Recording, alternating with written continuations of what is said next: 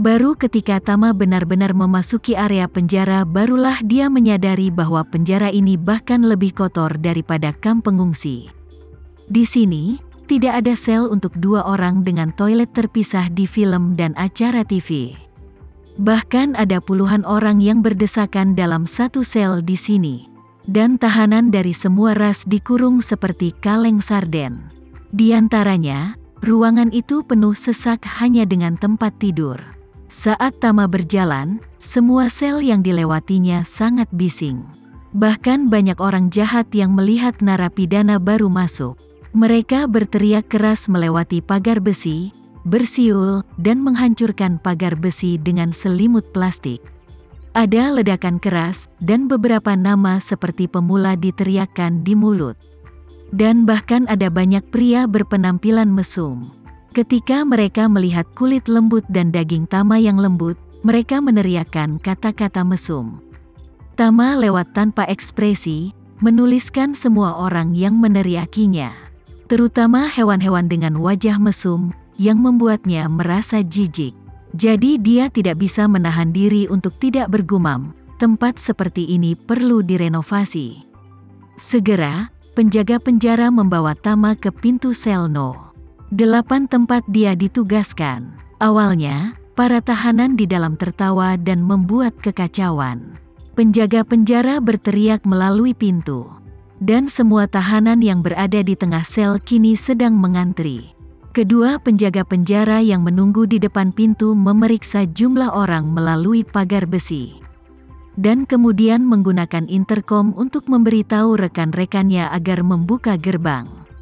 Kemudian keduanya masuk terlebih dahulu untuk memeriksa, dan setelah memastikan tidak ada masalah, mereka memberikan instruksi kepada penjaga penjara dengan Tama di belakang.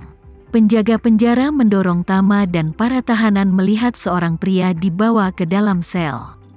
Begitu dia memasuki sel, Tama mencium bau asam. Bau badan dan bau kaki bercampur dengan bau spray. Ditambah lagi bau toiletnya bikin menjijikkan. Begitu Tama masuk, dia hanya bisa mengerutkan kening. Namun narapidana di dalam sama sekali tidak peduli dengan bau kotor di dalamnya. Salah satu dari mereka, seorang pria kulit putih berotot dengan janggut lebat, melihat wajah Tama yang jijik.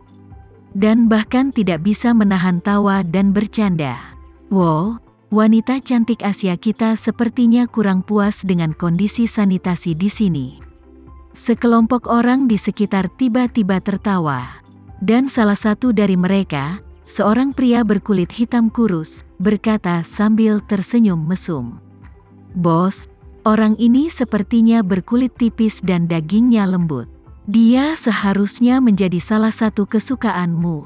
Pria berotot itu tertawa dan berkata, "Aku akan membiarkan dia beradaptasi dengan bau badanku dan adikku secepat mungkin." Semua orang tertawa terbahak-bahak. Tama mengerutkan kening dan menatap pria berotot itu. Dan 10.000 cara untuk menyiksanya terlintas di benaknya. Ketika pria berotot itu melihat Tama menatapnya, dia sengaja mengangkat alisnya ke arah Tama. Dengan raut wajah yang tidak senonoh dan menggoda. Kali ini, pemimpin penjaga penjara memperkenalkan Tama.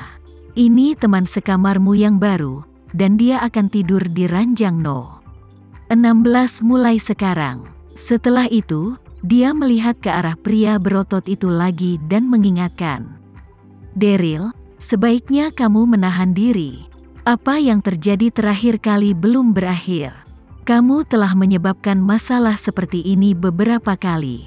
"Sial." Pria berotot itu mengerutkan bibirnya dan berkata, "Aku baru saja meniduri anak itu beberapa kali. Aku awalnya memimpin dia.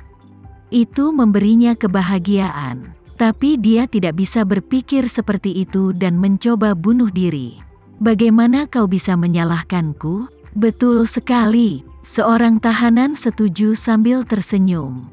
"Bos menyukai dia, itu adalah berkahnya. Apa yang sulit untuk dipikirkan?" Saat dia berbicara, dia terkekeh dan bertanya kepada penjaga penjara, "Tuan, apa anak itu sudah mati?" Dia baik-baik saja. Dia belum mati. Dia masih dirawat. Penjaga penjara berkata dengan wajah gelap. Tapi, masih belum jelas apa dia bisa bertahan. Jadi jangan buat masalah lagi untukku.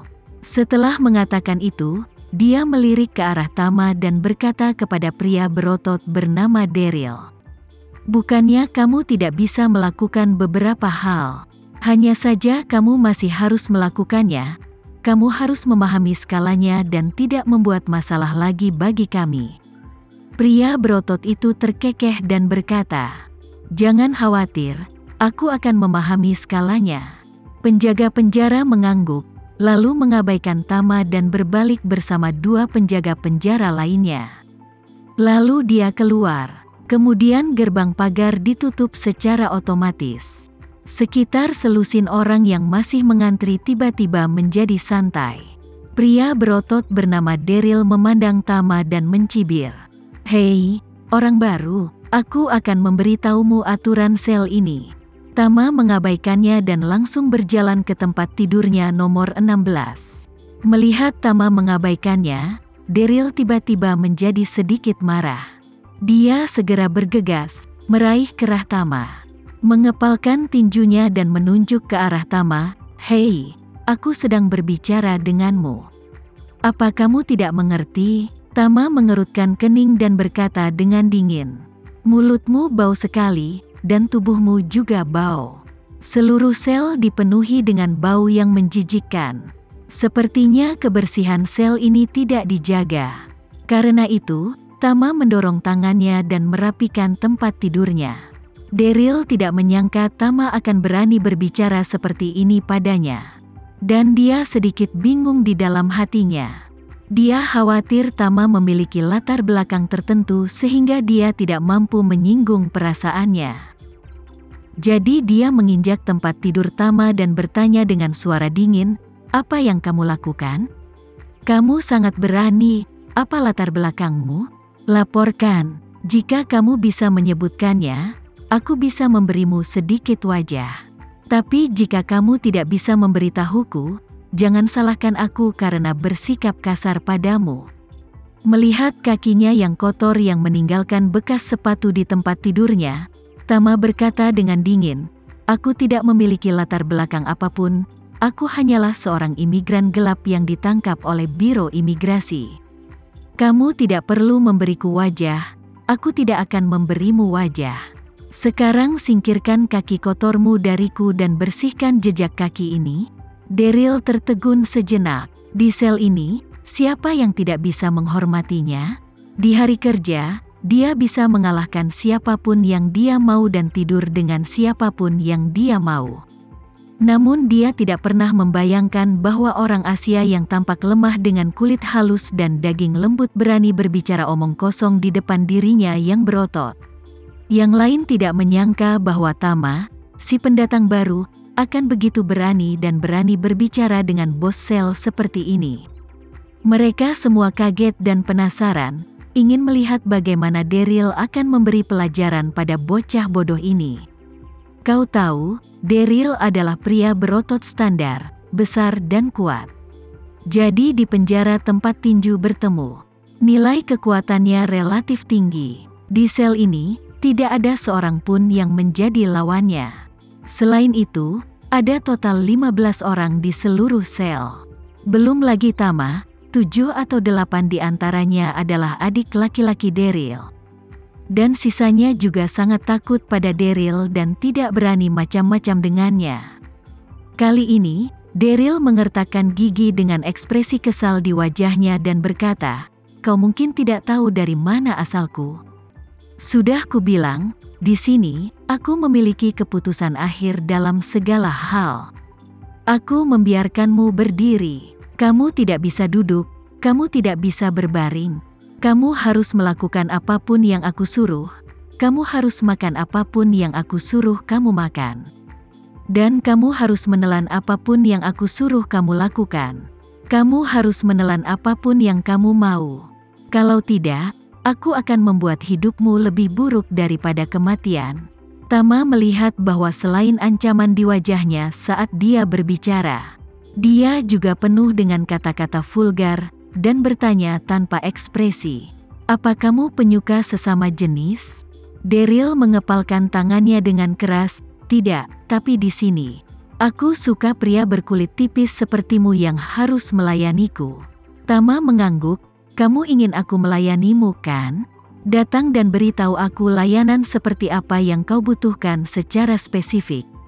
Daryl tertawa jahat dan berkata, "Tidak ada artinya. Mengapa aku tidak membawamu ke kamar mandi dan mengajarimu langkah demi langkah, agar kamu bisa mempraktikkannya secara langsung?"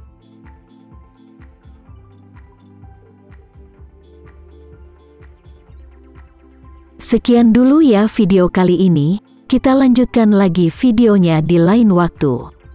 Oh iya, bagaimana menurut kalian? Semoga bisa sedikit menghibur kalian semua. Untuk teman-teman yang baru nonton, jangan lupa subscribe ya, hehehe. Dan kalau teman-teman ada yang ingin gabung langganan, bisa langsung gabung saja untuk dapat fitur yang menarik dan sedikit membantu Mimin. Terima kasih banyak sudah menonton, sampai jumpa lagi, bye.